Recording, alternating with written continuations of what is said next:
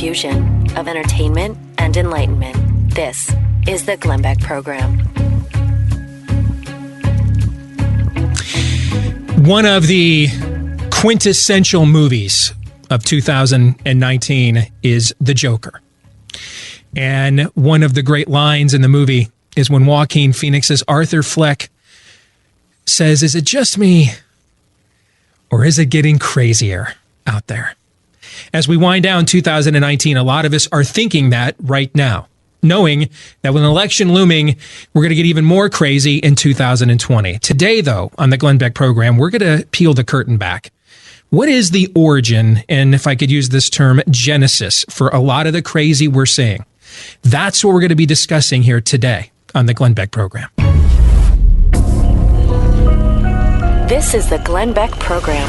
Hey, you want a New Year's resolution that you can actually keep? Resolve to help protect your identity and personal information with LifeLock Identity Theft Protection. LifeLock will alert you to potential threats to your identity. And they'll see more than what you can see by just monitoring your own credit, like information on the dark web. And if you have a problem, LifeLock's U.S.-based restoration specialists know the steps to help resolve your case. After all, only 1 in 5 identity theft victims who had accounts open in their name discovered their theft through a bank or a credit card company. Now, nobody can prevent all identity theft or monitor all transactions at all businesses, but LifeLock is the New Year's resolution that's not only easy to keep, it'll help you protect what you've worked so hard for. I've worked with LifeLock for years, and I've had LifeLock for years because they're the best in the business. So get LifeLock now for up to 25% off your first year with promo code Beck at LifeLock.com. Promo code Beck for up to 25% off at LifeLock.com.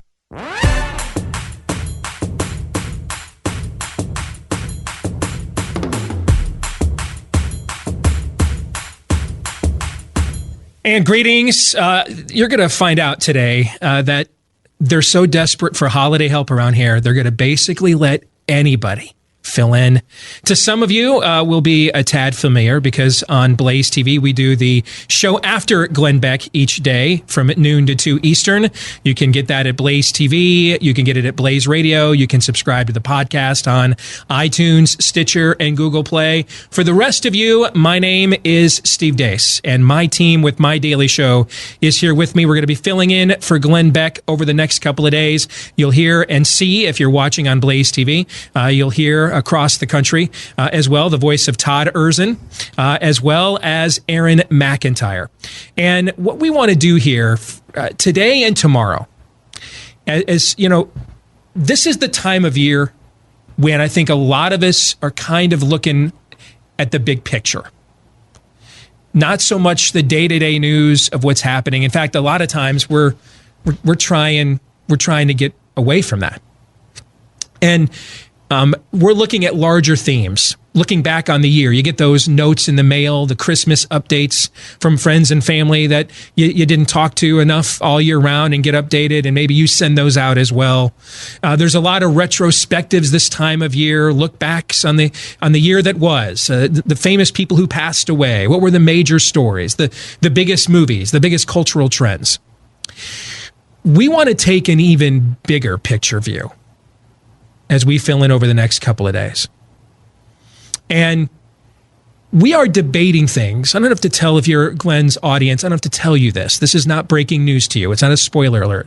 We are debating things that if you are the generation ahead of me, I'm 46. Todd, what are you, 46 as well? 47? And then Aaron, you're 26, right? Correct. All right, so if you're the generation ahead of us, we are debating things now and mainstreaming things now that would have been unthinkable in your lifetime. And in your lifetime, you've lived through some cultural upheaval. If you're the generation ahead of us, you lived through the 60s, you lived through marches and bra burnings, sexual revolutions. But there was this notion, though, that in your youth, you challenged the status quo, the pre-existing authority. And maybe in your generation, you went further than others have. But there was still this notion that eventually you would grow up. You would come home to some form of normalcy, of tradition. It might look different than other generations. It might be zanier than other generations, but there would still be some foundation there once you were done pushing the envelope. You wanted to push the edges of the envelope. You didn't want to rip it open. And you're living now long enough to see that the generations behind you are just bypassing the envelope pushing altogether. In fact, they're debating, if I could use my Beavis and Butthead voice, what's an envelope? That's what they're debating now. What's a person? What's a male? What's a female? What's a border? Do we know what that is? What's a dollar? What's anything? What does anything mean? And you can see the angst. You can see it in what's popular in our cultural trends. The number one movie of the year, which is great, by the way, but its subtitle is Endgame. All right. I've already quoted from The Joker, which is nihilism on parade, glorified. And if there's any movie line that best summarizes American culture in 2019, it's when Robert De Niro's Johnny Carson wannabe character looks at Joaquin Phoenix's Joker and says, what is this? What is the point of this? You trying to make a political statement? I mean, he's a baby boomer, right? He's from an era where you did provocative things to make points, where Alice Cooper did Welcome to My Nightmare when he was in his 20s, and now he runs like a youth ministry for wayward kids in his 70s. He eventually grew up, came back to some form of normalcy, albeit with too much eyeliner, but he came back to some form of normalcy. And now you're like, these generations aren't going to come back from the brink. They're going to go way over it. They're going to take us over it as well. And so that's Robert De Niro's character in The Joker. He's like, I did some of this crazy stuff too when I was your age. Went a little too far, smoked a little too much weed, drank a little too much. But, we were trying to make a political statement. What are you doing here? What's your point? What do you believe in? And when Joaquin Phoenix's Joker looks into the camera and says, I don't believe in anything. That, folks, as you have lived through rape hoaxes of Supreme Court justices you didn't like, or they didn't like, and Russian collusion hoaxes and Ukrainian hoaxes, it's a hoax a minute nowadays.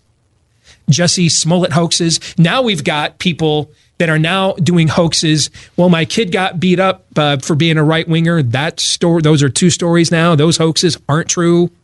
It's hoaxes galore. That might be the new villain in the Bond movie, hoaxes galore.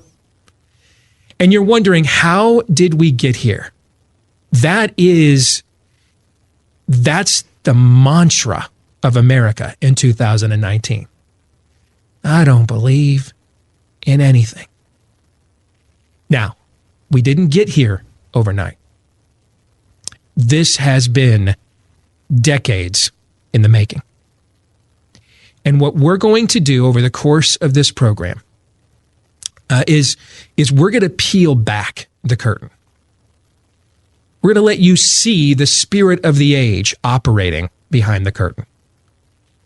That the chaos you're witnessing is not coincidental. It's coordinated. That this has been long in the making to deconstruct Western civilization, of which America is its last line of defense. Because really what we call American exceptionalism really is Western civilization.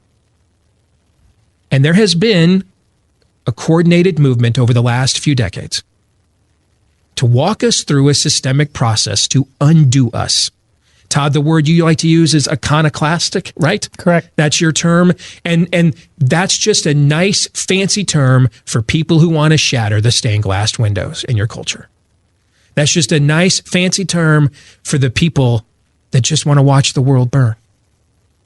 And we're going to walk you through this process today. what are these worldviews that are competing with the founding worldview of this country, the Judeo-Christian worldview? Where did they come from? How did they get here? And where do they want to take us?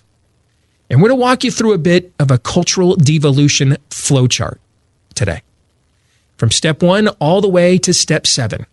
They're called the 7 deadly worldviews. And we're going to introduce you to what's happening to your culture and what they're doing to it right now when we return on the Glenn Beck program. If you're looking to fully protect your home with award-winning 24/7 home security, now is the time to do it. Time is running out on SimpliSafe's biggest sale of the year. SimpliSafe has everything that you need to protect your home and your family. Their Smart Lock, Video Doorbell Pro. It defends your front door, but it's an army of sensors and cameras that guard every window, door, and room in your home. And if there is ever a break-in, SimpliSafe is the only one that's able to give real-time video confirmation to police as it happens, so they respond 3.5 times faster on average. It's no surprise that SimpliSafe has won CNET and PC Magazine's Editor Choice Awards. With families traveling during the holiday season and leaving your home empty with the expensive gifts behind, SimpliSafe's holiday sale couldn't come at a better time. 25% off plus a free HD security camera. But it ends December 31st, so go to simplysafebeck.com now. Remember, this sale ends December 31st. simplysafebeck.com.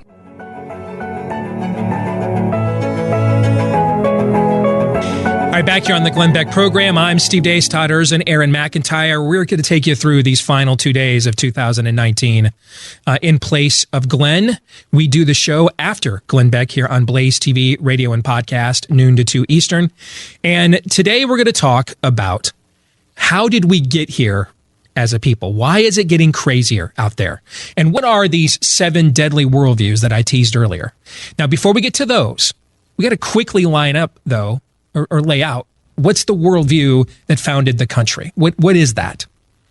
And a worldview is simply how you see the world and your place in it. How you choose to answer the biggest questions in life. Why am I here? Where am I ultimately heading? What is the purpose of my life and human life in particular? Why is the world the way that it is? Why am I the way that I am? And then what can be done about that? Those are the factors that make up your worldview, how you answer those questions. We all have a worldview. We all do. It's just a matter of what we plug in to those blank spaces to fill in the blanks. That's the only difference, is what we plug in there. Now, your country, the one that we live in, was founded on a principle that rights come from God. And as G.K. Chesterton said, it was the only country ever founded upon a creed. And what was that creed? It's the opening mission statement of the Declaration of Independence. We hold these truths to be self-evident, that all men are created equal, endowed by their Creator with unalienable rights, pre-existent rights that cannot be taken away. These are rights that existed before government did. Therefore, government cannot grant that or take away that which it did not grant. That's why your Constitution begins with the words, "We the people," in order to form a more perfect union. The Constitution was made by the people for the people, not the people by and for the Constitution. Of course, if you're going to have God-given rights, then we've got to have an understanding of who's God.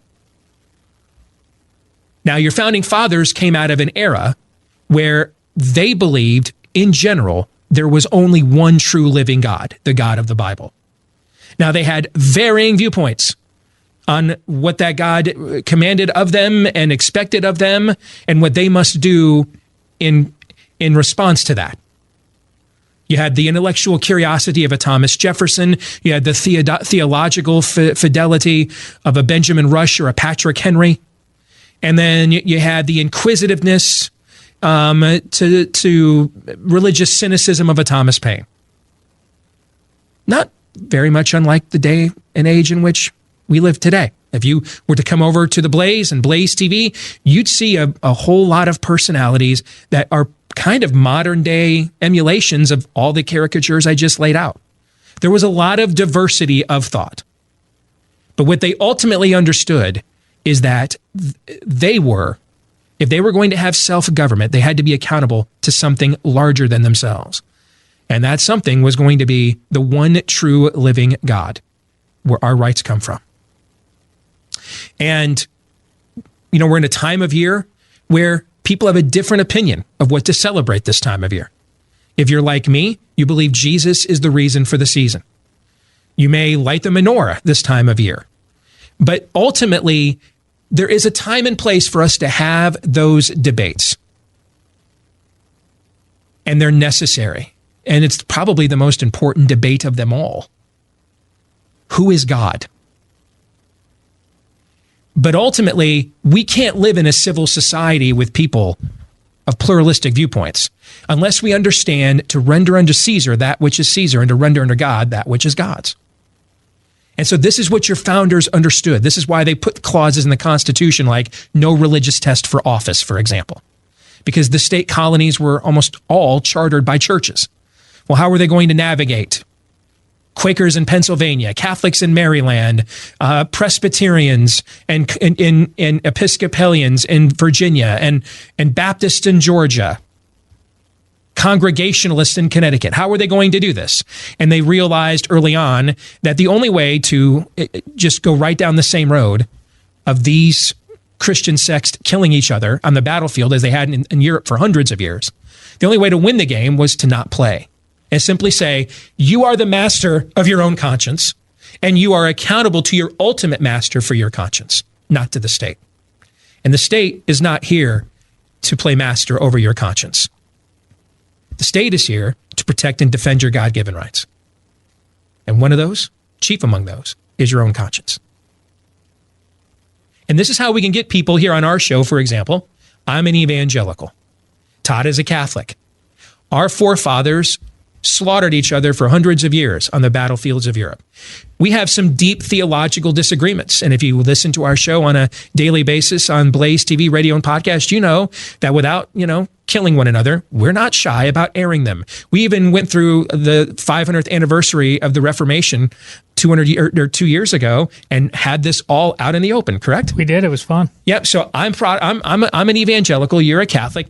Aaron's a millennial. It doesn't get more disparate than that. Right? Okay, he's still trying to figure out as cynically and bitterly as he possibly can his way in this world. Did I have you pretty much tagged? Yeah, that pegs me. Yeah. All right, so we managed to do this out in the open as grown men. We don't hide our convictions and theology from one another. Where we agree, we agree. Where we don't, we don't. But that's in the sacred arena. In the civic arena, you've got to leave room for differences. Otherwise, you're not going to tolerate those differences. And when you don't tolerate those differences, that's when you get a lot of the worst pages in your history books. And that's the code that our founders cracked. That's why we have withstood all of the trials and tribulations against liberty and freedom of the last 240 some odd years. It's why we have withstood them here in the United States of America. We came up with a system that said that is for another sector of the culture to hash out.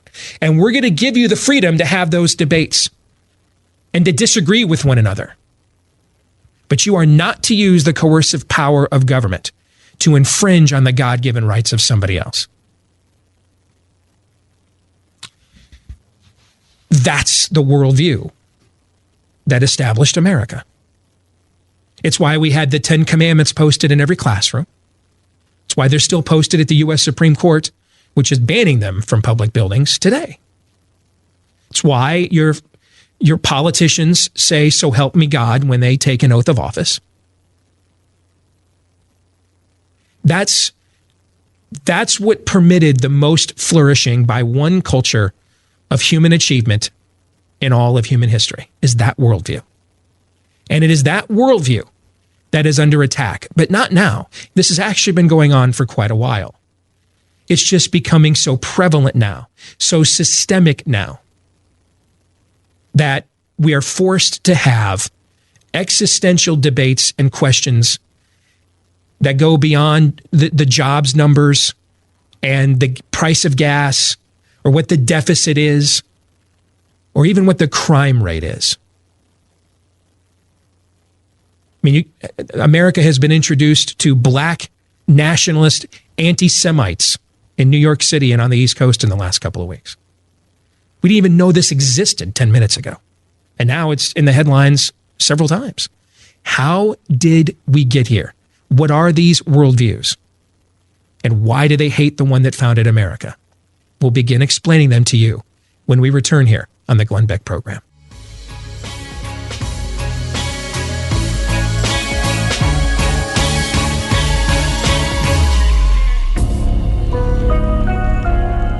You're listening to Glenn Beck. Mortgage rates are so low right now, it is truly the right time to review your financial goals and set the course for your family's future. My choice is American Financing. They're a family-owned national mortgage banker with a salary-based mortgage consultant, so they're in it for you. If it's your goal to purchase a new home, maybe you could use a little more space, or you're downsizing, they can help. If you're looking to consolidate debt into one low payment, or just reduce your interest rate to pay less over the life of your loan, American Financing can save you thousands of dollars. And if you're in a variable rate loan, I urge you, get into a fixed rate. American Financing, the only lender I endorse, the people I trust. No commission, no upfront fees, and no pressure. They'll cover you coast to coast in 10 minutes. 800-906-2440. That's 800-906-2440 or online at AmericanFinancing.net. American Financing, NMLS 182334, NMLSConsumerAccess.org.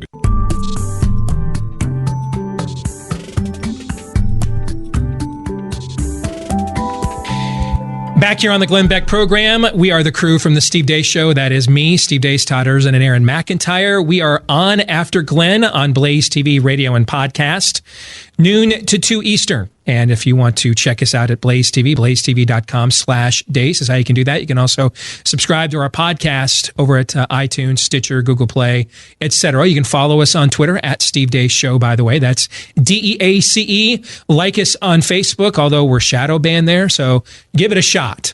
Okay, but we're not going to give much hope that it'll actually show up that you liked us, but you can try it. You can also email me. If we get into anything these next 2 days that you have questions about, please feel free to email me, steve@stevedeace.com, because we're going to teach some philosophy and some history here today. And over the course of the next couple of days that we're filling in for Glenn, we're going to give you guys kind of what are the twin pillars, if you will, the two towers, although we're more with Gandalf the White than Isengard and Mordor, but kind of the two towers of our show. Tomorrow, how do we actually do what we believe? And we're going to talk about the 10 commandments of political warfare. But before we get to application, we first have to talk about foundation. What are we up against? Right? Any general will survey the battlefield before he sends soldiers in, if he can. You'll do recon. Even God sent in Hebrew spies to scout the land. So we're going to give you a chance, through us, to scout the land. We're going to take you through the 7 worldviews in order that they have deconstructed your culture to bring you to the point and bring us to the brink that we are at heading into the end of 2019 right now. Some of these terms are going to seem a little, college. Don't let that intimidate you. Okay. First of all, I barely made it out of community college and found out when they kicked me out of school, they don't give degrees for playing Super Tecmo Bowl an entire semester. So if I can learn this material, all right, so can you. Because I'm going to make it about as simple as possible for you, because that's what it had to be for me. All right.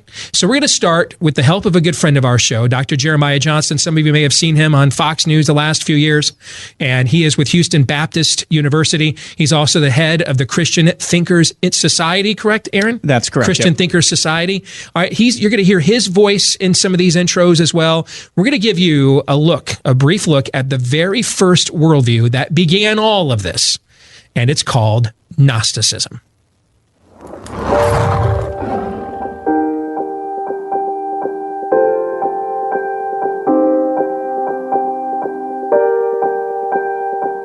Well, it'll be based on knowledge. Truth is the fact that is your own faith, your own beliefs, and your upbringing. When we think about Gnosticism, of course, it's based on the Greek word gnosis, which means knowledge, or indeed salvation through and by knowledge. In short, salvation through a special knowledge. Knowledge that is, as it were, esoteric, and it can be acquired, listen, only by a specific few elite thinkers. I think it's a privilege to call yourself a Scientologist, and it's something that you have to earn. Being a Scientologist, when you drive past an accident, it's not like anyone else. As you drive past, you know you have to do something about it because you know you're the only one that can really help. The esoteric special knowledge. These individuals who have come up with, if you will, a key that unlocks truth. How do we sift truth from belief? How do we write our own histories, personally or culturally, and thereby define ourselves? How do we penetrate years, centuries of historical distortion to find original truth? Well, greetings, everyone. Thank you for joining me today as we do a tremendous, incredible study on the Hebrew alphabet and God's words. Now, not just God's word, the Bible, but the individual words and letters of the Old Testament. We've seen iterations both in modern times and historical times, but it is at its essence salvation just for a privileged few. Jehovah's Witnesses hold the cross in contempt, feeling that it is nothing more than a pagan symbol used by apostate Christendom. When he executes judgment over the world at Armageddon, he will destroy all but the faithful Jehovah's Witnesses. Today, I've got a message prepared for you on who are the 144,000. That's a good question. Who are the 144,000? And it's ultimately very self-righteous and haughty. And make no mistake, there is no place for faith and there's no place for grace in Gnosticism. When we think about the world of the Bible, that is the world of Jesus and Judaism, we think about the New Testament, 138,000 Greek words. The beauty of the Greek New Testament is it was written in a common tongue, a common language, a rather elemental Greek language that, guess what, could be understood, appreciated, assimilated by the entire world. These things were not hidden to us, we hear in the epistles, but they were revealed for all. In fact, in Acts 4, Peter said that you all are witnesses of the fact, the historical fact of the resurrection of Jesus Christ from the dead. Indeed, the gospel is good news for the whole world, not an esoteric few. So that's a brief look at Gnosticism, which is this idea that there is some unattainable or ultimate secret source of knowledge that only a special few can gain access to. One of the first acts of the U.S. Congress, when this country was merely a foundling, was the commissioning and distribution of Bibles. I'll take a little shot at my Catholic buddy over here. It was actually Geneva Bible, because they viewed that as the best way to continue the themes of the Protestant Reformation. As long as the check clears in the new year, I can tolerate such things.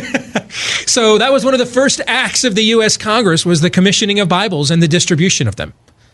It was one of the main textbooks when children were educated. Executed, that's a Freudian slip for what we're doing to too many of our kids today. But when children were educated at the founding of the country, one of the Bible was a primary textbook. One of the foundational textbooks in the 13 colonies, then the 13 states, was what's called the New England Primer. I mean, kids were literally taught the alphabet in the New England Primer with A is for Adam, whose sin stained us all. This is how they were taught in the public schools. You want to blow your mind? Go online next commercial break or after the show. You're going Noah Webster's dictionary. I am. Aren't you? Yeah. See, we've been doing this all too long. It's like it's almost like we share a brain now. Okay, like you even knew I was going to take a shot at you when I mentioned the Bible distributions. Probably you knew that was That's probably coming. That's a day that ends in Y. Yes, yeah, and you'll get me back later, I'm sure. But one of the I forgot what was I going to say. Webster. Noah Webster, Noah Webster. If you want to blow your mind, go online and Google Noah Webster's 1828 dictionary. His very first edition. And you can go in there and type in words on this site that will tell you what Noah Webster himself hand wrote in his 1828 dictionary compared to how we define them today. And then words that are in our everyday language, in the news, that are part of how we do public policy in America today. We're not even in Noah Webster's 1828 dictionary. We go into much more detail on these worldviews and topics on our podcast. We've got more time. So today we kind of want to give you practical examples of what all these worldviews are to make it as this information as accessible to you as possible. If you want to know what Gnosticism is in the 21st century in America, turn on the History Channel. I spent a good amount of time Saturday night because LSU was just destroying Oklahoma and there was nothing else on, waiting for the other college football semifinal to come on. And I probably watched about an hour and a half of the History Channel doing another, you want to talk about stuff that ends in Y, another endless, montage of shows called Ancient Aliens. And do you guys know where this whole theory really comes from? It comes from a Swiss hotel manager named Erich Von Donegan. I know, I used to believe in this stuff. I used to study this stuff. I used to be into the occult and all of this secret origin stuff. So I'm pretty well versed on it. Erich Von Donegan was a Swiss hotel manager when he wrote Chariots of the Gods 50 years ago. And he is now the mastermind behind all of the programming on the History Channel, which says there's only some very special information that only the special few would know, that aliens came here and seeded the earth and we come from them. And if you're not special, then we can't get back to that knowledge and acquire it all for ourselves. That's what Gnosticism looks like in your culture today.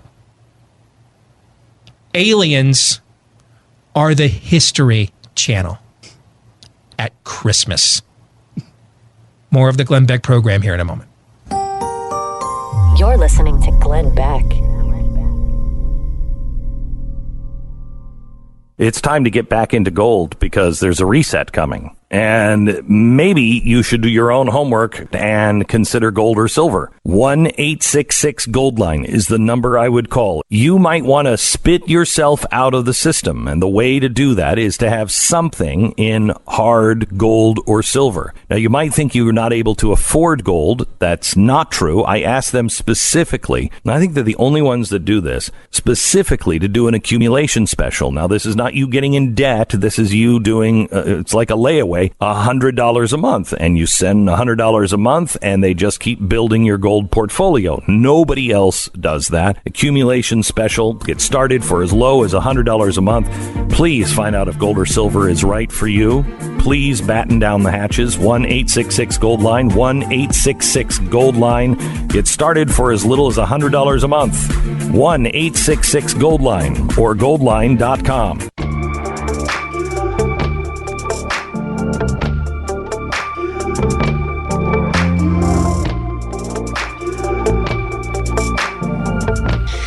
So let's dig in, gentlemen, the crew here from the Steve Deace Show. Let's dig in a little bit more to the first of the 7 deadly worldviews known as Gnosticism. The idea that truth cannot be made plain, right? The founding fathers said, hey, we hold these truths to be self-evident. That the idea that we're created in the image of God, that our rights come from God is so obvious, it's as obvious as the nose on our face. It's a self-evident truth. Everyone knows this. They close the Declaration of Independence by proclaiming their intentions to the world. They want transparency. They want what Madison described as the governor of the universe, God. They want his judgment upon their actions. Because if they're righteous, they think God will bless it. And if they're unrighteous, they don't have any shot of being successful anyway. Doesn't get more transparent than that. John Hancock, the legend of signing his name so large that even Mad King George would be able to read it. That's transparency. They walked out of the Continental Congress and just a plain woman walks up to Ben Franklin and says, hey, what kind of government did y'all give us? And he looks at her and says, maybe the greatest thinker in early American history, just walking down the street and says to her, a republic, if you can keep it. This was to be made plain. They wrote letters. written for people with an 8th grade education at the time, because that was the age either you had to learn a trade, a skill, daddy's business, or you went off to college. That's why so many of your founding fathers graduated from Ivy League schools at 16.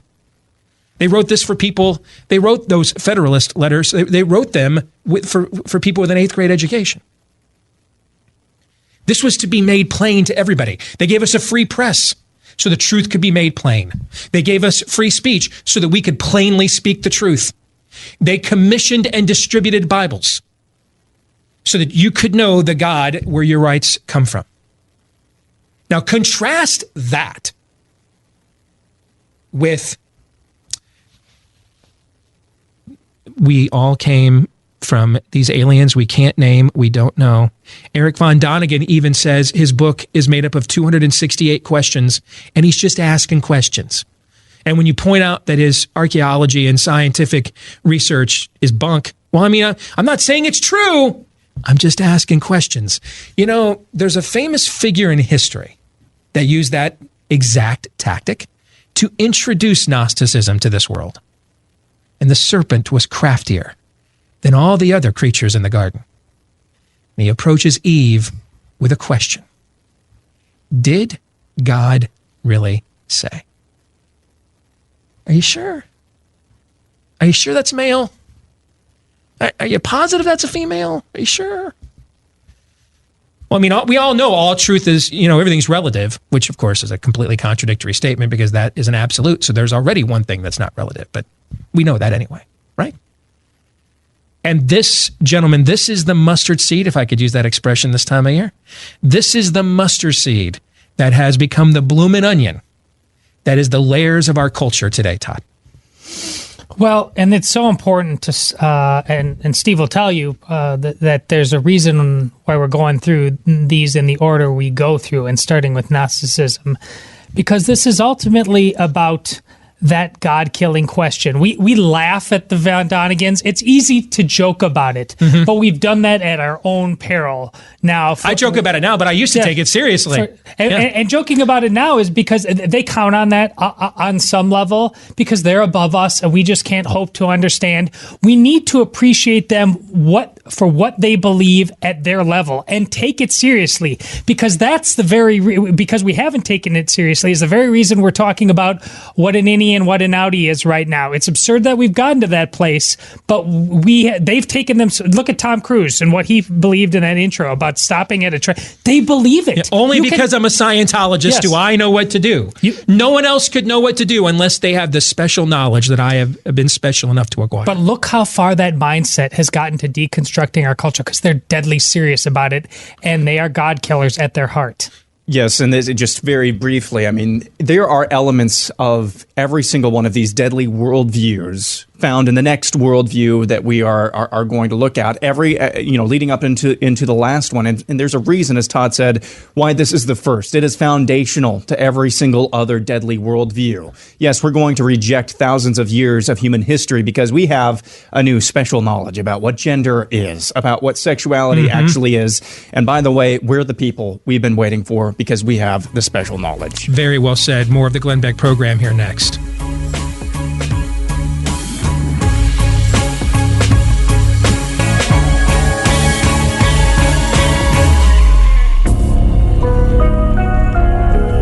You're listening to Glenn Beck.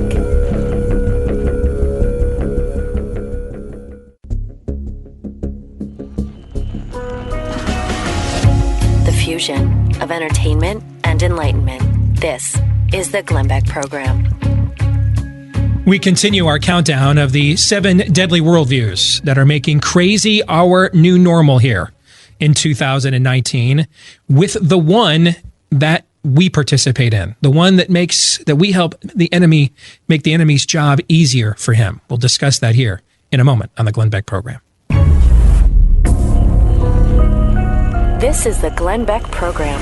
You have heard me talk about Mike Lindell, the inventor of MyPillow, and how his pillow has given me a great night's sleep, which I need. Now, from time to time, he'll send me something to try, from pillows to the sheets to the towels. I've loved them all so far. You're the one who have built this into an incredible company and have trusted Mike Lindell to give you a great night's sleep. So Mike wants to do something for you, and that is his Giza Dream Sheets, which are great. He's going to give you an incredible deal. These sheets come with the world's best cotton. They are ultra soft, they're breathable, yet extremely durable. And right now, the Giza Dream Sheets, buy one, get one set free, plus shipping with the promo code Beck. Remember, all MyPillow products come with a 60-day money-back guarantee. You're going to love it, and if you don't, send them back. It's MyPillow.com. Click on the new radio listener specials to buy one pair of Giza Dream Sheets and get the other one free, plus shipping. There's also deep discounts on all the other MyPillow products that you are just going to love as much as I do. Enter the promo code Beck or call 800-966-3117 and get the great radio specials.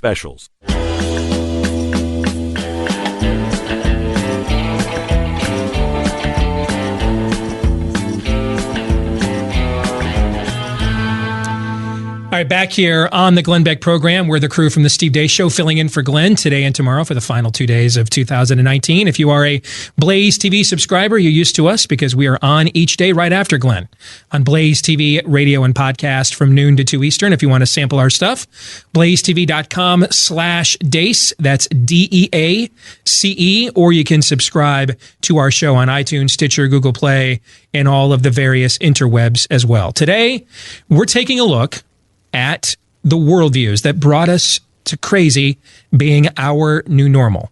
We're going to teach you some philosophy and history today.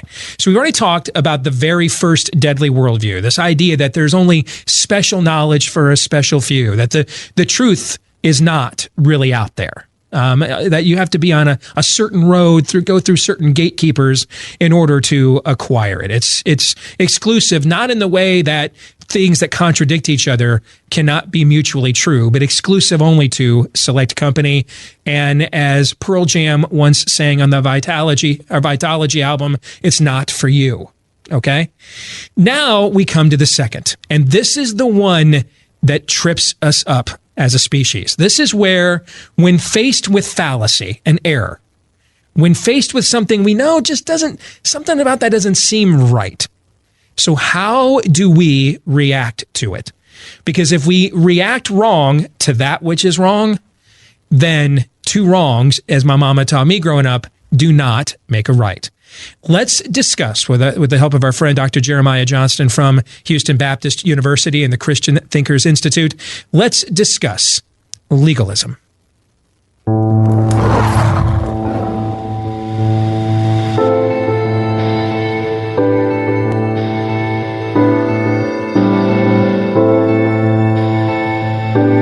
I think doing the best that I can based on what I understand that to be for myself. Do you believe that if you please God, then you will go to heaven? Yes. When we talk about legalism, the first thing that I want our viewers to appreciate is the fact that legalism, at its essence, is as bad as liberalism. They both are terrible as it relates to faith, because it is faith or grace plus something else. And there's a fourth point about grace, and that is that it can be resisted. If we don't build our lives around these 7 principles, then we're going to have these root problems. We'll have surface wrong attitudes and surface problems, and our life will be one continuous failure. Ultimately, with legalism, you establish your own righteousness, your own standing before God by simply coming up with your own man-made religious system, which is a list of rules that you live by, that you abide by, and that you indeed judge your neighbors through. Was it a fermented wine that Jesus drank or that he made? Remember, he went to the wedding feast and first miracle. There was a big thing about Dungeons and Dragons, and people actually got absorbed in that stuff. They took on those roles and they began doing horrible things, and it was almost like an invitation to demonic possession. Ariel, I cannot let this dance happen. Ren McCormick made a lot of people stop and think. I object to that kind of music, and I think you know why. Because people fornicate to it. I never said that. That's what you told the church board. That was not meant for your ears. It makes you better than other people. You don't do certain things, so you are a better example of Christ than others. God hates Australia, land of the sodomite damned. We boil Christianity down to a list of rules, do's and don'ts, and this is not at all the essence of the Christian faith. Christianity is the beauty that we are not perfect, we are forgiven. There is no place for legalism. In fact, Jesus' toughest words were reserved for the righteous, legalistic Pharisees, those that thought they had no need of a Savior, and those that were quick to judge and quick to speak up and condemn the world around them. And I think it's interesting and notable that in almost every place we see the historical Jesus teach in the Gospels, and keep in mind over 30 times we hear that large crowds traveled with Jesus, there was always a Pharisee in the crowd. I think of the scene in Matthew 22:37 where the nomikos, the professor, the expert in the law, wants to ask Jesus, what is the greatest commandment? And that Pharisee's trying to trap him, and Jesus quotes the Shema and said, we should love the God with our heart, soul, and mind. So the beauty of the Christian faith is that it meets us exactly where we're at, and it saves us right where we're at. It saves us out of the unimaginable experiences. We don't have to do performance because we trust in Christ's performance on our behalf. So here's how this plays out. Here's how legalism is playing out in our culture today. And it's how we helped set the stage for the rest of the other 5 deadly worldviews that we're going to talk about here later in the program. And it's how we respond to error and fallacy. Do we respond with intuition, opinion? You know, right now in the American right, there's a big tactical debate that's taking place. And the tactical debate comes down to, well, there's 2 tactical debates. There's one that I think is an edifying conversation that is long overdue. That, you know, I've been trying to have that conversation throughout the course of my entire career in conservative media, starting from when I started at WHO Radio. Ronald Reagan was the first sports director there, here in Des Moines, Iowa, where I live.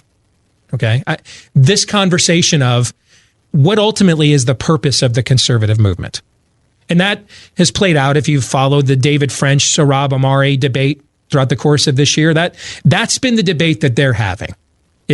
Are we here to manage decay?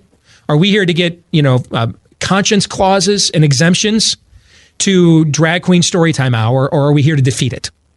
Which is it? I think that's a worthwhile debate.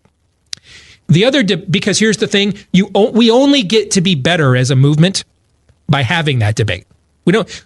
You may disagree vehemently, but it doesn't make you worse at being a conservative, meaning you're trying to conserve. That's the root word of a word is always what a word means. So if you're a conservative, that means you're trying to conserve that which has proven to be true and beautiful for the human condition for this and future generations. That's why you're a conservative. You're trying to conserve those things. So the French Ahmari debate, regardless of which side of it you're on or how frustrated you are with the other side of it, we only get better as a movement because that's the right debate to have. Meaning it's edifying. It elevates the purposes and principles we're supposedly all here for. Does that make sense? Yeah. This other debate, I don't believe does that. And I think it's destructive. And it really comes down to how much rot gut and Saul Alinsky-esque tactics that the left has used against us, right out of a book dedicated to Satan, literally. How many of those should we adopt in order to fight fire with fire? How much reprobate should we be? How low should we go? And what ends up happening for those of us that say, I'm not watering down my beliefs at all. What is the point of that? What is the point of giving cultural Marxists 50, pick a percentage, 60, 70, 80, 40, pick a number above 10. What is the point of giving them that and then fighting them? It's a losing battle. These people, this movement hates America. It hates Western civilization. It's fine with tearing all of this down. It's fine with all of the venom that we could spew like a water hose, a fire hose all throughout the culture. It doesn't care. It doesn't care if you fight their boycott with a boycott and their cancel with a cancel. We're just, 0 times 0 is 0. We're just going to spread hate to fight hate. I'm not doing any of that. Well, then that means you're not really a conservative. You're not really a Christian, Steve. If you won't conform to my fallacy in response to a fallacy, then you're not really a blank. That's what legalism does. I get those emails all of the time.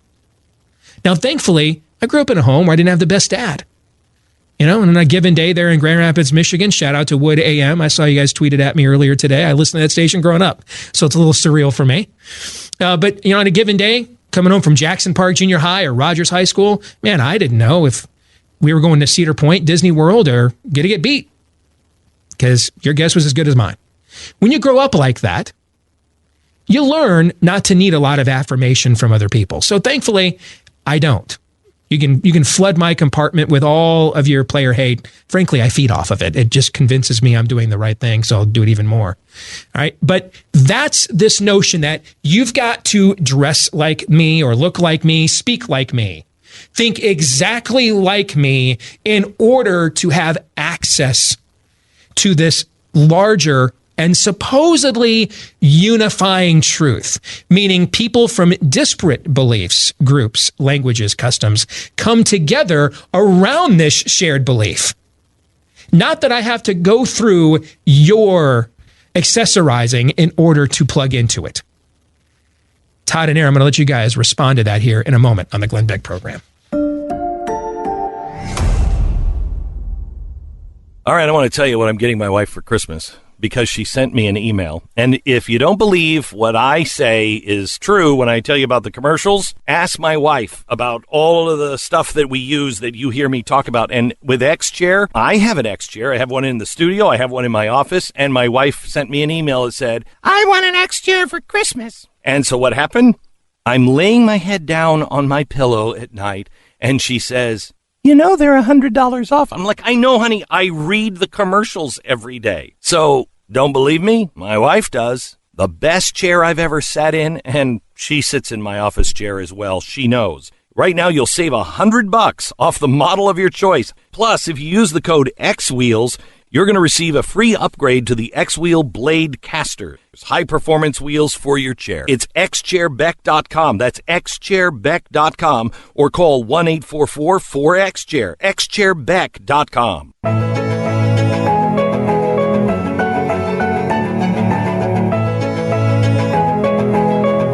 All right, back here on the Glenn Beck program, we're the crew from the Steve Deace Show, noon to 2 Eastern, right after Glenn Beck on Blaze TV, radio, and podcast. You can follow us on Twitter at Steve Deace Show.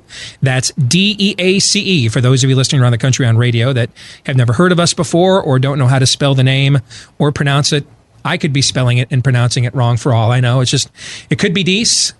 I was just told it was Deace. Other members of the family pronounce it Deace. So there's a Gnostic mystery for you as well. All right. Let's talk legalism, though, before we go to the next of our 7 deadly worldviews, gentlemen. Your thoughts on how we watch this play out today, where we feel and almost adjust. And you're seeing this more, too, with more of, the fake news sites on the right. Almost like we're kind of proud now to replace your lie with a lie of our own making. That's really what legalism is. Yeah, and it's only getting exacerbated by social media and how quickly we go after one another for any breach. But you saw in the movie Footloose how it usually comes across as something stern like that, and we're talking about fornication, but it's rightly and easily mocked when you talk about the church lady. Sure. That's really what it is. This is really Spinal Tap. Oz goes up to 11. That's legalism right there, and it's not. And you should laugh at that, but then you should have the appropriate answer, and the answer to that is what it should look like, what it should feel like. Steve often uses a word. What does the word all mean? Oh, it actually means all. That the gospel is for everybody. And if you don't have somebody in your parish who looks and feels a little bit more along the lines of locust and wild honey, and that should make you a little uncomfortable. That's a good thing. Our churches are too homogeneous. Steve has talked about that a lot on his show on a regular basis. That look and feel of authenticity of John the Baptist is a sign that you are not part of a legalistic community. Yeah, to me, I think you can tell you can grade a movement's integrity by the way it handled its contrarians. Yes. Right? And it's okay. We need to tolerate contrarianism within the conservative movement more often as well. Not everybody has to have the same talking point, the same song sheet, talk about the exact same topics, and have the same pro-team GOP spin. And this idea, that's why I love working here at the Blaze. There aren't, frankly, too many places you could work in conservative media and do what we do, if we're just going to be brutally honest about that. And that doesn't mean your contrarians are always right. I'm wrong quite a bit, all right? I'm a natural contrarian. But at least listen to your contrarian. Several years ago, when I first started getting serious about my faith, I had been serious about politics for many years before. But when I first started getting serious about my faith, one of my listeners sent me a CD, we were still listening to those back then, Aaron, of John MacArthur, 50 Reasons Why a Christian Should Not Be Involved in Politics. And I'm like, I'm not listening to this. This is garbage. And then I realized, if I don't listen to this and let this guy who's been doing this a lot longer than me challenge me, am I just as bad as exactly the kind of non-critical, indoctrinated leftist thinker that I'm trying to impact? Yes, is the answer. So I listened to that, and I found about 48 of his reasons I could easily debunk. But there were a couple of that were very difficult for me to get around. And iron sharpened iron, and it made me better at what I'm doing today because I let that test me. And I think it's okay for us to be tested. Not everything has to come out of the same echo chamber all of the time, Aaron. Yes, and there's a reason why Dr. Jeremiah Johnston in the Intro to Legalism said that it's almost as bad as liberalism. And I think you can go a couple of different ways there, whether it's liberalism politically or especially theologically, because it's very different? True. It's not really. Yeah. It really isn't. It's just two sides of the same coin at the end of the day. And that's what we deal with every single day. It isn't always the church lady. It isn't always footloose either. It is faith plus something else means you get access. You get a seat at the table to the special club. And again, as I mentioned briefly before the end of the last hour, every single one of these deadly worldviews has an element of the previous deadly worldview. How do you know what is the plus after faith? Well, you got to have a special knowledge. So that's that. Again, all of these things are related.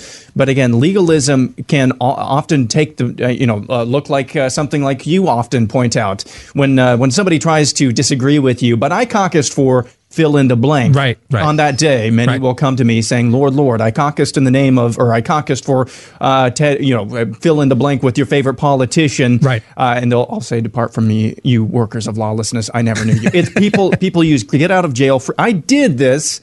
Can't I be a part of your group? Why don't you agree with my group on things like this? So it's either politically or theologically. People use this faith plus something else to get out of jail free. Yeah, I get that. I still get that. Somebody disagrees with my take on the politics of the day, and people will email me. Well, I voted for Ted Cruz. For those of you that don't know, I worked for the Ted Cruz presidential campaign in 2016. I voted for Ted Cruz in the primary. I'm like, okay.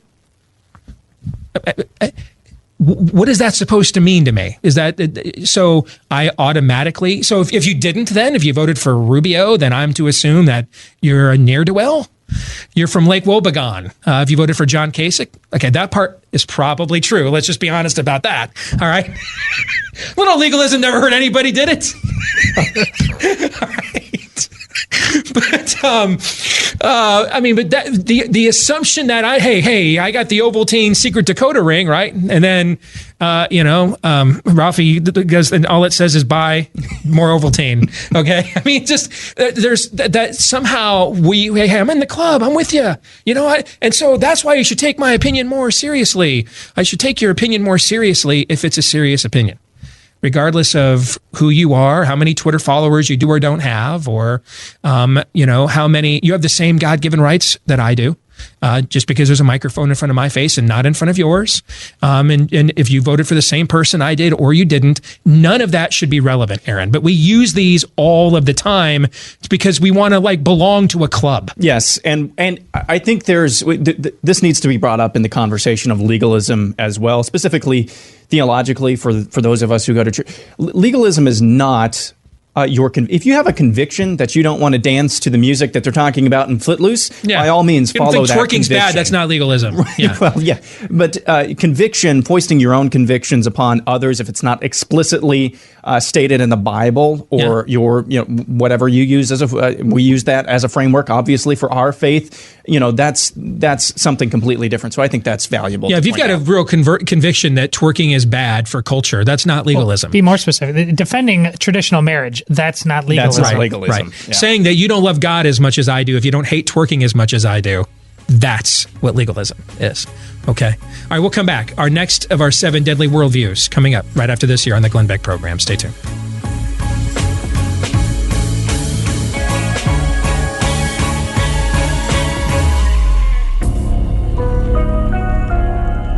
You're listening to Glenn Beck. If you experience pain on a daily basis, I know exactly how you feel. It can be debilitating. It can control your life. The aches are easy to understand. When it really hurts to do the basic chores, emotionally, the effects of pain can be just as dramatic. I have spoken to so many people in this audience that have started to take Relief Factor. The change emotionally is as dramatic as the physical relief, maybe even more. As you might know, Tanya and I started taking Relief Factor several months ago. After about 10 days, subtle changes started to become significant, and I've been able to stop taking all prescription pain medications, all pain medications entirely, and stop the terrible side effects of those awful drugs. Many on my team here at The Blaze are faithful takers of the 100% drug-free Relief Factor, and we have had great success in taking our lives back. Try it. Get a 3-week quick start package for only $19.95. Take it as directed. That's less than $1 per day, and if it works on you like it has with me, you're going to get your life back. ReliefFactor.com. All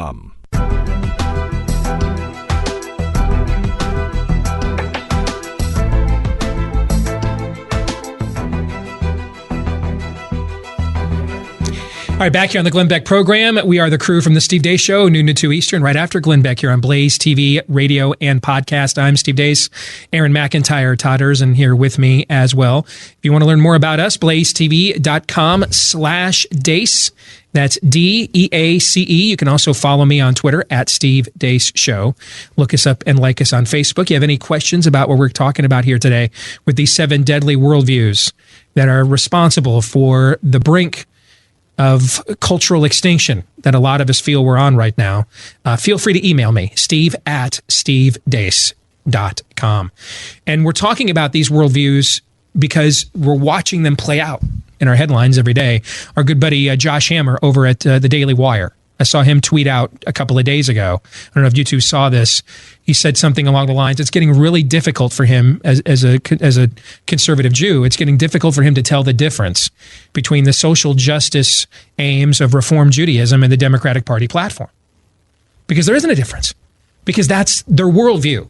The Democratic Party platform is the manifestation of worldviews. A lot of them, the worldviews we're talking about today, just as a lot of people with more of an orthodox kind of faith, meaning they believe more in the traditional viewpoints.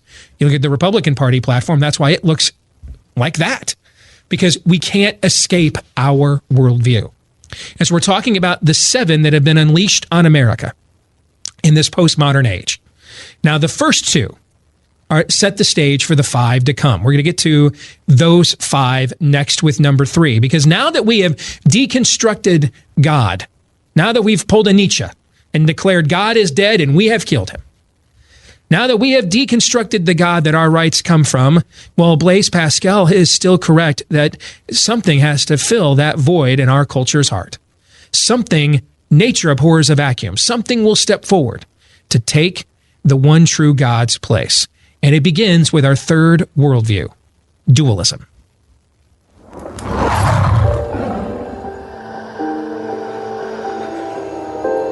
one with the power to vanquish the Dark Lord approaches. And the Dark Lord shall mark him as his equal, but he shall have power the Dark Lord knows not.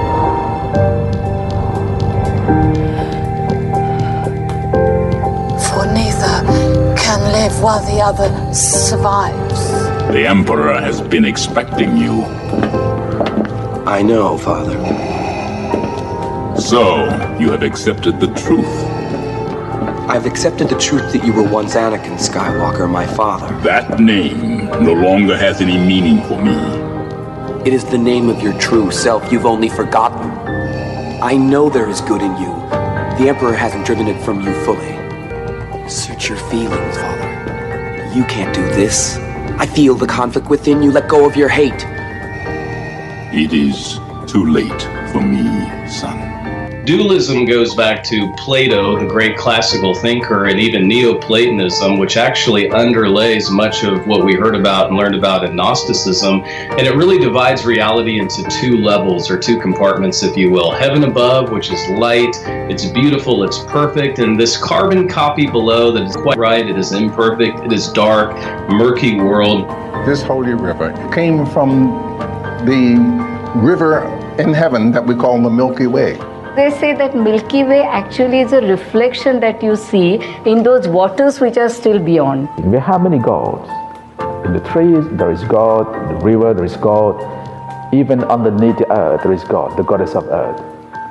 But those gods are not like the creator God, because they are still traveling in the cycle of birth and death. Out of this arises transcendentalism. What is immanent or preeminent? Is God transcendent? Is God immanent? This is the big question of dualism. Is God something we can attain to? Is it in some perfect sphere, or is he down here in the murky, immanent world? Well, the beauty of the Christian faith is God is both. God is immanent and God is transcendent. We don't have access to him as if he was a scientific specimen, but he is immanent. He is present in our life, and he is indeed transcendent. He created the world. He sustains the world, Colossians tells us, in his very hand. And so I think it's very important that we understand the nature of God as presented in the Judeo-Christian motif that presents God as both transcendent and immanent. So you see dualism in Aaron's montage there. You saw and heard clips from Harry Potter. You saw and heard clips from Star Wars. If you remember the old George Burns, some of you that are in the older generation remember the old George Burns, "Oh God, You Devil" movies. The classic, Jiminy Cricket, angel on one shoulder, devil on the other. It presents itself one of two ways: that either evil is just as powerful as good. That the devil is just as powerful as God, for example. And then they are each vying for equally, with an equal amount of power and ability and access to you and I's affections.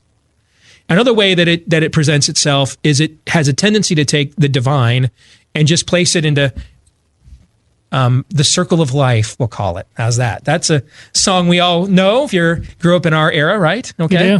And that, by the way, the live action version of that this year I thought was fantastic, of The Lion King. But basically it takes the divine and brings it down to our level, or us up to his, depending on the way you want to look at it, Mr. Babel, and puts us all in this circle of life so that essentially there's what we would call oneness, or this idea that there's not really mutually exclusive truth out there, that things that are totally contradictory can both be true. And really the only bad thing there is in this point of view is to believe that there actually is exclusive truth out there. Now, of course, those that believe in this love exclusive truth when it comes to gravity. Right? I mean, they're not standing at the top of a building. And, the leftists who are telling us, well, I'm not sure Jesus ever lived, when they're writing those columns for Salon this time of year, or they're writing for Vox this time of year. And if he did, he was really just a social justice warrior, Che Guevara, in Jewish rabbi, first century Palestinian garb, right? Okay. I noticed, though, that they're totally fine with using their quote unquote oneness to water down what you believe and the beliefs they don't like. But if you were to tell them, I thought about it, I prayed about it for a while, and I don't really think gravity is really exclusive. So I'm going to invite you to jump out of this plane while it's in the air. Oddly enough, weird as it may be, they're suddenly going to find they're not only enamored, but enthralled even by the notion of rather exclusive truth that doesn't just get stirred up, Todd, in the witch's brew of blah, meh that they prefer. Well, the reason they get pushed to that point, though, their hubris in separating into categories, tribalism, if you will, and that's a very topical world these days. Much earlier in the game doesn't allow for, Steve talks about hypocrisy, and rightly so, but early in the game as a Christian, you do need to get comfortable with paradox. And the only way to do that is realize God's God and you're not. Doesn't mean stop asking smart questions. But I'm talking about what arguably is the oldest book in the Bible, the book of Job. And there at the end, after this very long conversation that is very much Platonic in many respects. But what does God finally, what ultimately bomb does says? he says, to sum it up, to quote the great prophet, The Rock, shut your hole and know your role. All right, as the Stephen Curtis Chapman song says, God is God, you are not. So I will entertain your questions for a while, but ultimately there has to be an authority. Don't you do this with your own children? Right? Amy and I entertain our children's challenges to a point, but then ultimately there's an authority in the home and they're not you. And so this is why I've said to our children from the time that they could communicate with me, I let this go on for a while. The moment it becomes disrespectful or disobedient, I look at them and say, who am I? Your dad. Who are you? Not dad. Yep. Yeah. Ultimately is the answer. And if you eventually, if you understand paradox, you can get comfortable there. If you don't, you never will. You need to have to answer everything. The more I grow in my faith, the more mind-scrambling questions I have, and that's a fantastic thing. Right. Are we seeking answers because we want a better idea of who the God is and whose image we're all made? Or because we want to replace him? Dualism wants to replace him. That's the difference between healthy skepticism and postmodernism. We'll come back. Our next deadly worldview as we continue here today on the Glenn Beck program. Next. You're listening to Glenn Beck. 11 student groups, including the Harvard College Democrats, signed a petition accusing their school paper of showing cultural insensitivity for contacting ICE for a comment after a protest against the agency on campus. That's it. They just reached out for a comment. Thankfully, there is something we can do about the madness and the destruction of our civilization by these woke activists. It's as simple as the service you use every day. Switch your mobile carrier to Patriot Mobile. Patriot Mobile is the only cellular service that donates a portion of your monthly bill to organizations fighting against things like this. Right now, Patriot Mobile is bringing back their buy one line, get one line free for 6 months if you make the switch. It's really easy. You keep your number, you keep your phone, or buy a new one. Get reliable 4G LTE nationwide service for as low as $25 a month while helping to preserve the country we all love. Go to patriotmobile.com/Beck or use their U.S.-based team at 877-367-7524. patriotmobile.com/Beck. 877-367-7524.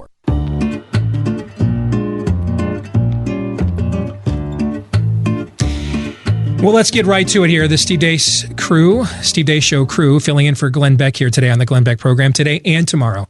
And today we're talking about the 7 deadly worldviews that are vying for really the soul of America. I hate to make it sound that apocalyptic. We believe in good and evil, and this comes right out of Darwinism, because when we accept Darwinism, we say Christianity is passé, the church is passé, the Judeo-Christian God is passé.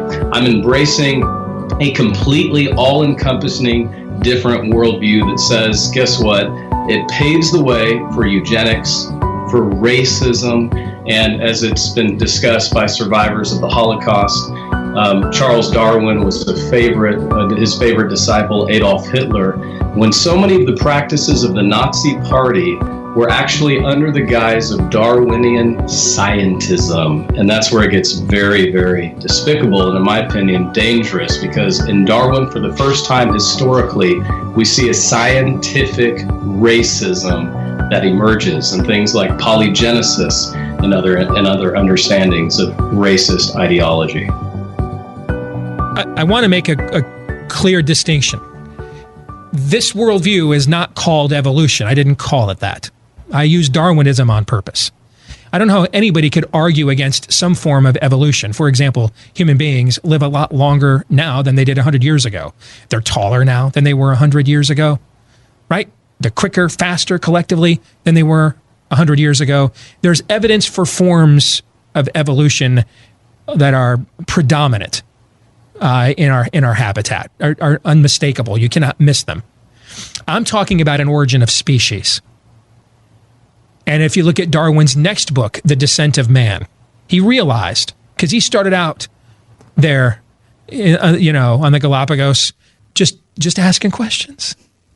Then he realized after he got done asking questions, though, there needed to be some answers. And that's where the descent of man comes in. He starts putting flesh on the bone. He starts putting ethics and philosophy on his scientism. And it gave birth to the bloodiest century in human history, the 20th century. To each according to his abilities, for each according to his needs, never happens. That's the Soviet Union. Never happens without Darwin.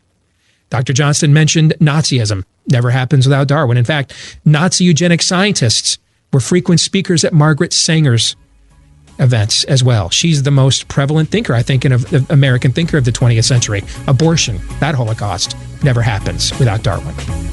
More here on the Glenn Beck program in a moment.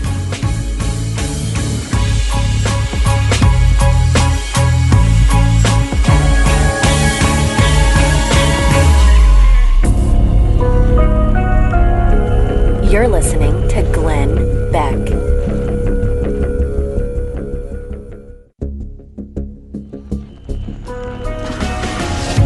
The fusion of entertainment and enlightenment. This is the Glenn Beck program. So what exactly did Darwinism give birth to? And which of these stages of cultural devolution are we at in America today?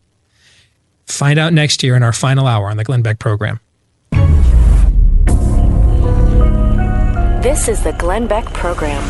If you're looking to fully protect your home with award-winning 24/7 home security, now is the time to do it. Time is running out on SimpliSafe's biggest sale of the year. SimpliSafe has everything that you need to protect your home and your family. Their Smart Lock, Video Doorbell Pro. It defends your front door, but it's an army of sensors and cameras that guard every window, door, and room in your home. And if there is ever a break-in, SimpliSafe is the only one that's able to give real-time video confirmation to police as it happens, so they respond 3.5 times faster on average. It's no surprise that SimpliSafe has won CNET and PC Magazine's Editor Choice Awards. With families traveling during the holiday season and leaving your home empty with the expensive gifts behind, SimpliSafe's holiday sale couldn't come at a better time. 25% off plus a free HD security camera. But it ends December 31st. So go to simplysafebeck.com now. Remember, this sale ends December 31st. simplysafebeck.com.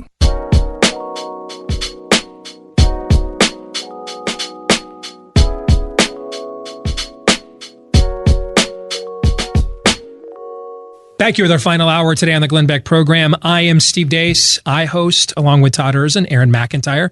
We're the trio that hosts the program each day after Glenn on Blaze TV, radio, and podcast from noon to 2 Eastern. If you want to learn more about us, there's lots of ways you can do that. blazetv.com/Deace, DEADEACE is how you can look us up there. If you want to watch our program, you can subscribe to it via iTunes, Stitcher, Google Play. Just search for us there as well. Follow me on Twitter at Steve Deace Show. There's going to be several clips. You're going to find my name on YouTube, including, I'll point out to you why I agree with the left. White people are the problem in America. It's just they're the white people that are the problem. We don't agree on which white people are the problem, but I agree with them. Pretty much every bad idea in American culture today came from some lefty white person with too much time and too much money. All right. So you can look at those on YouTube. If you have any questions at all about what we're talking about today, too, with these 7 deadly worldviews, feel free to email me, steve@stevedeace.com. Again, that's DEACE. So we left off with Darwinism. Now, we're not talking about evolution, a small e, a scientific process by which there's approximately 10 trillion examples of it actually being true. We're talking about an origin of species. Where do we come from? Are we the pale blue dot Carl Sagan claimed? Or is there something more to mankind? Are we created in the image of God or not? Are we here with a purpose or not? Because if we're not here with a purpose, then we're not accountable either, except to anything other than ourselves. And I mentioned that the last century really was Darwin's century. That we would not have seen pragmatic suggestions like, well, hey, Joseph Stalin was right. To each according to his abilities, for each according to his needs. That we wouldn't have seen, well, we can become the Ubermensch. We can become that person. That we wouldn't have seen things like, well, let's make every child a wanted child. Margaret Sanger is a disciple of Darwin. She's also, I think, the most influential American woman of the 20th century. So what hath Darwin wrought? You'll see it here in our very next deadly worldview, known as pragmatism.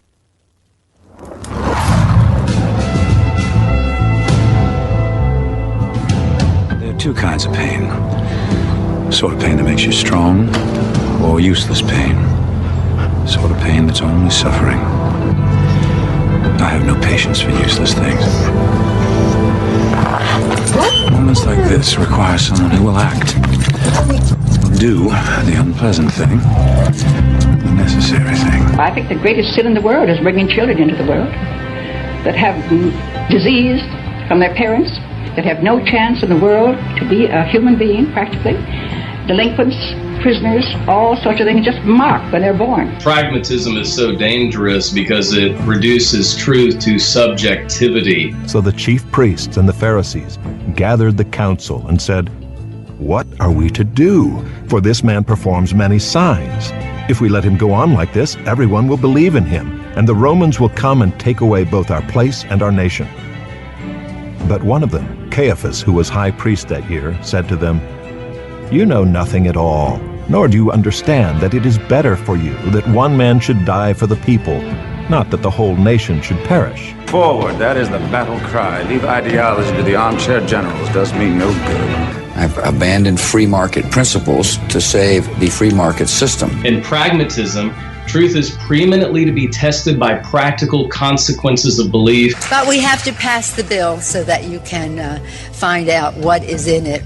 To the American people, if you like your doctor, you will be able to keep your doctor, period. My position is do something on Obamacare reform. I don't care what you do, but do something. Because if you don't, you're toast next year. A philosophy that undergirds the prosperity philosophy that we hear about in certain branches of Christianity. I want to leave them something that they can use this afternoon. So I don't go a lot of doctrine and, I go practical. And the problem is what we see worked out in modern life. Good people sometimes have very difficult things that happen to them, and this then becomes a justification for not believing. So the same justification we give for believing something, pragmatism, then becomes the identical justification for leaving that belief system. You will stop believing if certain bad things come your way, or you will attempt to construct a faith that is not based on the Judeo-Christian notion. Guess what? It's not hard to do heresy. It happens every single day by well-meaning people. All I need is Jesus in no context, so I hijack Jesus and do eisegesis, or I need the Bible in no context, and I become a heretic. Here's the bottom line of truth. Truth is truth whether we say it's truth. Truth is truth whether we experience it as truth. Truth is truth if the entire majority of humanity rejects it. Truth is always truth. It doesn't need to be recognized. It doesn't need to be experienced. Logically speaking, truth is truth. The response to pragmatism, rather, is trusting God through thick and thin. Faith is not contingent on some kind of pragmatic effect in my life. Pragmatism, I think, is very dangerous. So I could give you several examples of pragmatism in our culture today. The ends justify the means would be a practical example. Looking down on the work Mother Teresa did in Calcutta, for example. Why is she helping those people caught in the caste system? They've been reincarnated and put into this squalor because they were terrible in their previous life, and they are beyond redemption. They are being punished. That's why they are living in such deprivation. Why is she sacrificing her own life on their behalf? These are the sorts of things that pragmatists will say. And by the way, they'll claim that all they want is the bottom line and to get things done. They're just always wrong. Always. Why? Because they begin from a flawed premise. That suffering is bad. Always bad. And so one of the highest purposes of life is the avoiding of suffering. Hence, Margaret Sanger saying, I think it's a terrible thing to bring a child into the world that will be sick, will be unwanted. I could go down that road, but let me instead take you down a personal one. I'll give you a personal argument against pragmatism. Christmas 1972, a 14-year-old girl in Des Moines, Iowa, named Vicki Wright, finds out she's pregnant from her high school senior boyfriend. And she has a choice to make. She lives in a home where her mom is twice divorced. They live with her grandparents. They're living in the white trash part of town. That's what it was known back then. The South Side Bottoms. And she's not sure that she can be a mom. Not sure how much help her mom would be with 5 kids of her own from 2 different marriages. She's heard that some of her girlfriends that have gotten pregnant have been able to have an abortion in a back alley. She contemplates it, puts it off like a lot of teenagers do, major decisions like that. And then about a month later, she reads that pea soup that we're in. That's the stage we're at right now. The 6th of our 7 deadly worldviews is syncretism.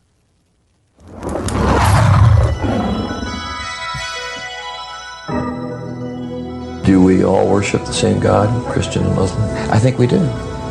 Does. We have different routes of getting to the Almighty. Syncretism tells us that truth is what you want it to be. Truth is true for you, but it may not be my truth, and it becomes relativism at its core. We don't have any creedal test. Our theological spectrum is very broad. Whatever seems true and relevant and useful, we can gladly incorporate into our Unitarian theology. No debemos dejar de orar por él y colaborar con quienes piensan distinto.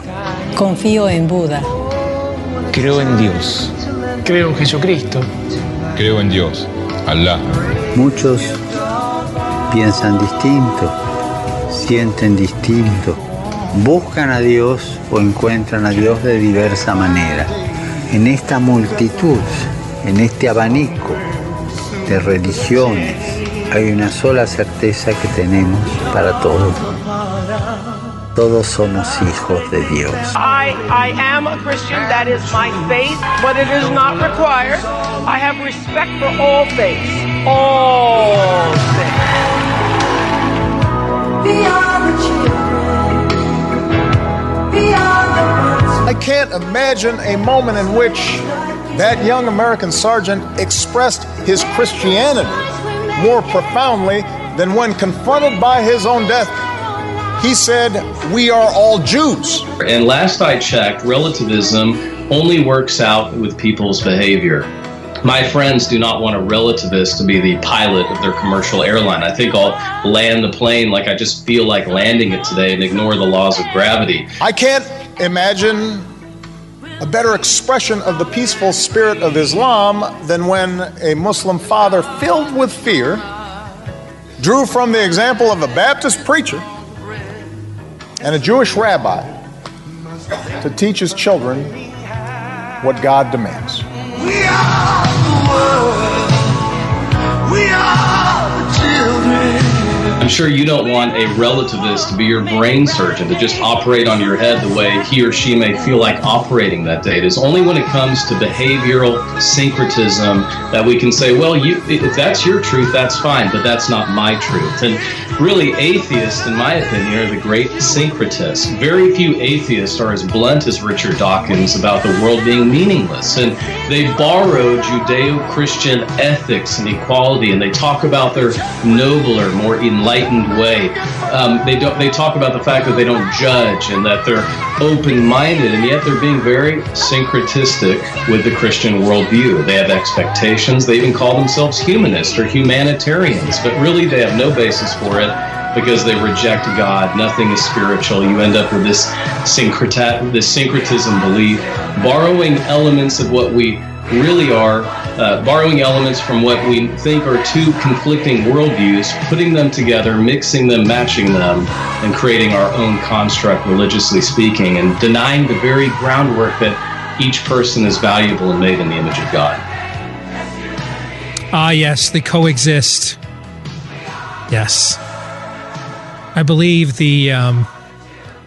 didn't the Boston Marathon bombers, didn't the car they carjacked have a coexist bumper sticker on it, if I recall? I can't recall off the top of my head. I don't know. Wouldn't surprise me. That'll be what I believe from now on, just because it's perfect. As they say in seminary, that'll preach. Okay? So here's the thing. Because we started off the show talking about how our founders cracked the code. The ability to get people with different ideas on theology to live peaceably with one another, how to do that. And they actually use the word of God to crack that code. Render unto Caesar that which is Caesar, render unto God that which is God's. So if one religion said Jesus Christ died on a cross and was physically resurrected on the third day, and another to prove that he was God, and another religion said Jesus was never executed, therefore he was never resurrected, and he's not God because God has no son. See, we even wrote it up on the roof of the Dome of the Rock. Would it be possible for both of those religions to both be true at the same time? No.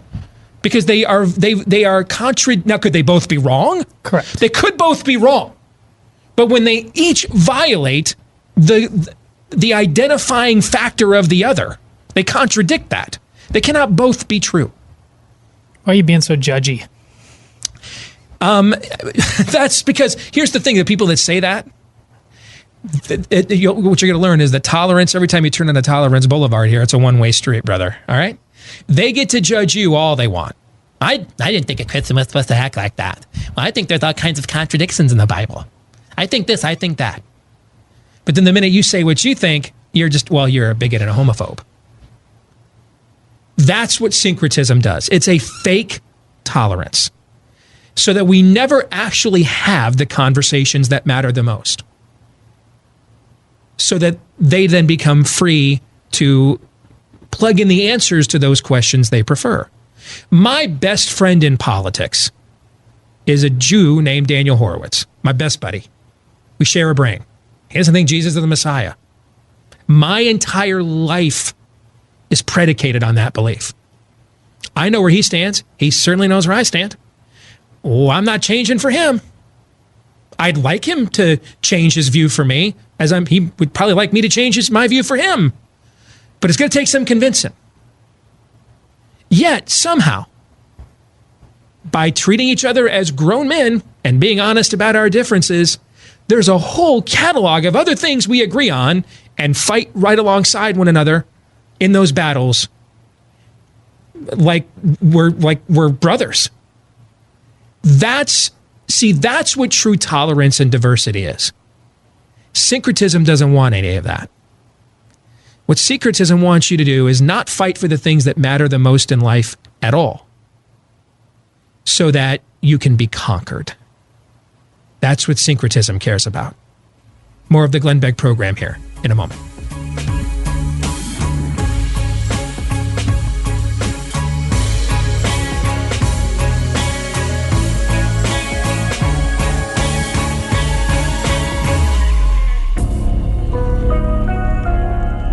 You're listening to Glenn You have heard me talk about Mike Lindell, the inventor of MyPillow, and how his pillow has given me a great night's sleep, which I need. Now, from time to time, he'll send me something to try, from pillows to the sheets to the towels. I've loved them all so far. You're the one who have built this into an incredible company and have trusted Mike Lindell to give you a great night's sleep. So Mike wants to do something for you, and that is his Giza Dream Sheets, which are great. He's going to give you an incredible deal. These sheets come with the world's best cotton. They are ultra soft, they're breathable, yet extremely durable. And right now, the Giza Dream Sheets, buy one, get one set free, plus shipping with the promo code Beck. Remember, all MyPillow products come with a 60-day money-back guarantee. You're going to love it, and if you don't, send them back. It's MyPillow.com. Click on the new radio listener specials to buy one pair of Giza Dream Sheets and get the other one free, plus shipping. There's also deep discounts on all the other MyPillow products that you are just going to love as much as I do. Enter the promo code Beck or call 800-966-3117 and get the great radio specials.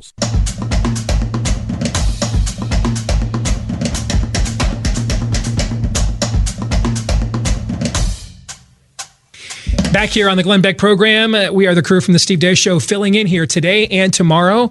We are after Glenn each weekday from noon to 2 Eastern on Blaze TV, radio, and podcast. BlazeTV.com/Deace. That's DEACE. That's how you can learn more about our show on Blaze TV or subscribe to the podcast. Just look for my name, Steve Deace, iTunes, Stitcher, Google Play, etc. We are counting down, and the hits won't stop till we reach rock freaking bottom. Casey Kasem. We are counting down the 7 deadly worldviews that are competing with the Judeo-Christian worldview that founded the country for the soul of America. As we speak, we just got through talking about how we're through the 6th stage. These are in the order that they devolve a system. They devolve a culture, a tribe, a human enclave. And we're at stage 6 now here with syncretism. And it's this idea that I don't have to wrestle with whether or not Jesus is the Son of God. I don't have to wrestle with, is he who he claimed to be? I get to change who he claimed to be. Jesus is now Che Guevara. Jesus is a hippie. The Netflix special, Jesus is gay. I can change that now. I get to change that. That's what syncretism does. That I kind of get to just, I kind of determine the truth that's comfortable for me to believe at that time. I have my truth. And if there's anything I'm going to say these 3 hours that you're going to remember what I'm about to say next. First and foremost, please. None of you have your own truth. Nobody has ever had their own truth. There is the truth. And then there is you.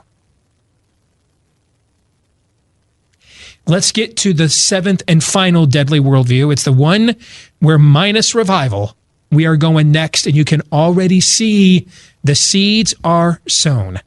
It's the 7th and final stage before we put the RIP tombstone up on a culture and add them to the Encyclopedia Britannica, or Wikipedia nowadays, secular humanism.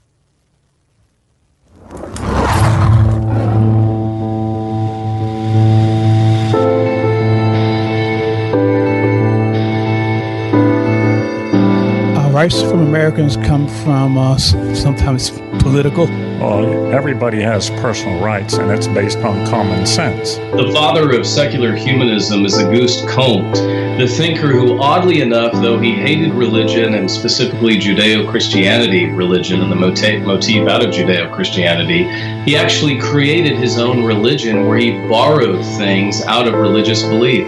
After all, he became, as it were, the high priest of the secular humanist organization. They had rites, in effect, almost church service-like experiences. And who did Auguste Comte inspire?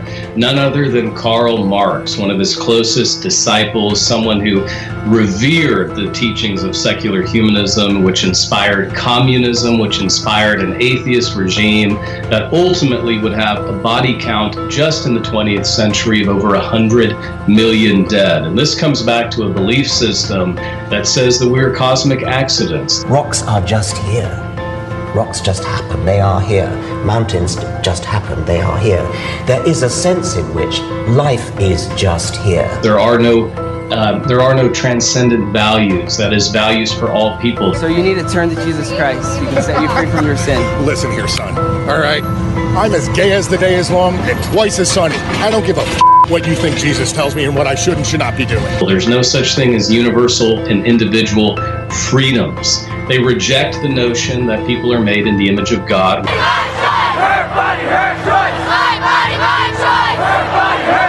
We are two-legged animals, and this is where secular humanism is very dangerous. Of course, there is no ethical basis for right or wrong in the secular humanist motif, and I also find it interesting that so many of the quote-unquote Enlightenment thinkers, the Age of Reason thinkers who refer to themselves as secular humanists, they were, of course, supportive of the transatlantic slave trade and the atrocities associated with it.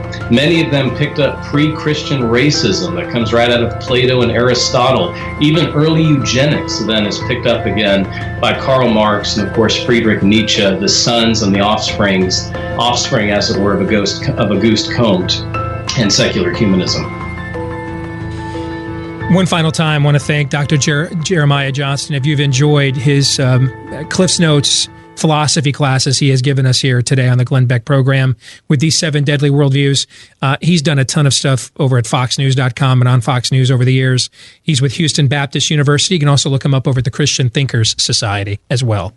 Here's the most important thing to understand about secular humanism. It's the end game of a culture. It's not a permanent place because it goes against our nature. We need and have to worship something. There has never been, with the exception of the Soviet Union, any truly secular society in all of human history. Here's an anthropological fact of human history. Every human culture has practiced child sacrifice. Every single one has, including ours at Planned Parenthood today. That's an anthropological fact of history. Every culture has done some form of it. Number 2, there's never truly been a long-standing secular government or culture. Go to the Old Testament when the Jews would run up against folks that pagan armies that referred to themselves as Baal something. What does Baal mean? Lord, meaning that they were the god of that community or planted there by the god of that community. So I'm Baal Peor. I'm the Lord Peor. Baal put me here, or I'm Baal incarnate. The Soviet Union tried it for a while, and what ended up happening is they made government God, because Chesterton is right about this too. Whenever government removes the God, the government will become the God. So the Soviet Union tried this, and then they made the government God and ultimately collapsed on itself. So there's never been a secular culture, and there never will be.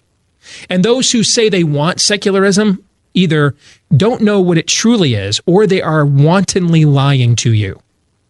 Because the point of advocating the secularism is to make way for what the new meta will be. And if you want to know what this looks like, look at Europe, where for the last several years in a row, the most popular male baby name in London has been Muhammad. You go to too many of the great Catholic churches in Europe, they're mausoleums. 2% of the population in France, 2% of the population of France is evangelical. Christianity is dead in Western Europe, for the most part. But what's replacing it is not some secular nirvana, folks.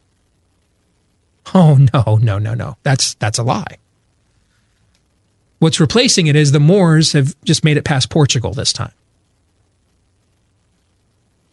And now a lot of those Catholic churches, hey, you guys don't want to go there and worship Jesus anymore? We'll just make them mosques now. They are. They were sold for mosques now. No, there's going to be a meta.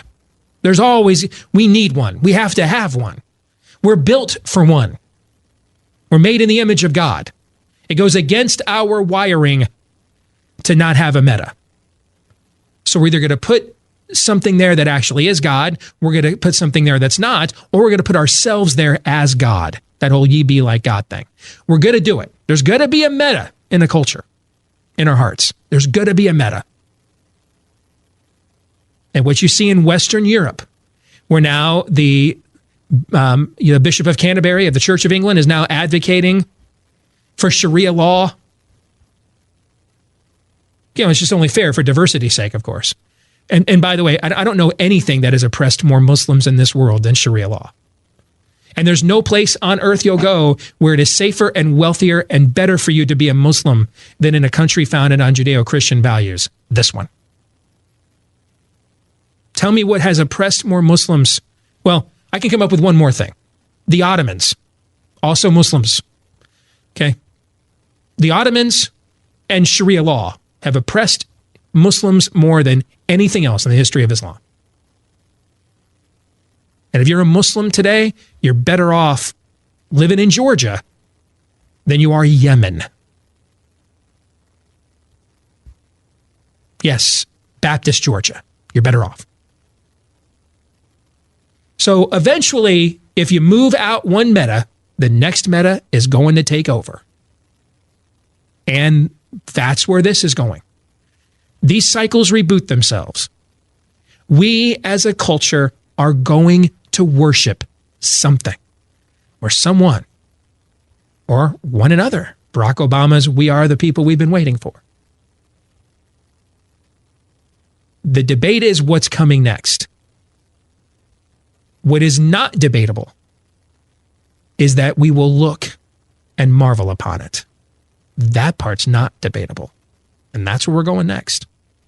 All of this, what's my gay marriage? What's that? What did that do? Hey, how's my gay marriage impacting you? Remember that lie? All of the cute, hey, every child a wanted child. Make abortion safe, legal, and rare. Well, you can have your religion in your church. Just can't take it with you anywhere else. All of these fanciful lies we have been told were all done to get you to lay down your arms and open your arms to the meta-truth they want to indoctrinate you with instead. That's what this has always been about. And I started the show today with a quote from one of the best movies of the year. As we come towards the end of the program today, let me use another quote from what I think is the best movie of the year. We're in the end game now. We are in the end game now. We're fighting for the next election. The spirit of the age is conquering generations. Have you seen the polling? Aaron's generation? A third of them want communism. And that's up 10% from just a couple of years ago. We're worried about the next approval rating. They're worried about forcing their approval upon you. We'll have some final thoughts here on the Glenn Beck program next. You're listening to Glenn Beck. If you experience pain on a daily basis, I know exactly how you feel. It can be debilitating. It can control your life. The aches are easy to understand. When it really hurts to do the basic chores, emotionally, the effects of pain can be just as dramatic. I have spoken to so many people in this audience that have started to take Relief Factor. The change emotionally is as dramatic as the physical relief, maybe even more. As you might know, Tanya and I started taking Relief Factor several months ago. After about 10 days, subtle changes started to become significant, and I've been able to stop taking all prescription pain medications, all pain medications entirely, and stop the terrible side effects of those awful drugs. Many on my team here at The Blaze are faithful takers of the 100% drug-free Relief Factor, and we have had great success in taking our lives back. Try it. Get a 3-week quick start package for only $19.95. Take it as directed. That's less than $1 per day, and if it works on you like it has with me, you're going to get your life back. ReliefFactor.com.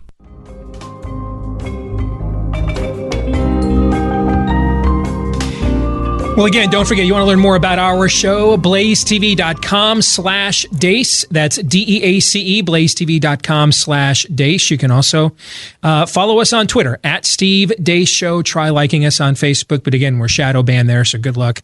And email me. Have any questions about any of the 7 deadly worldviews we've discussed here today? Steve@SteveDeace.com. Steve@SteveDeace.com is how you can email us.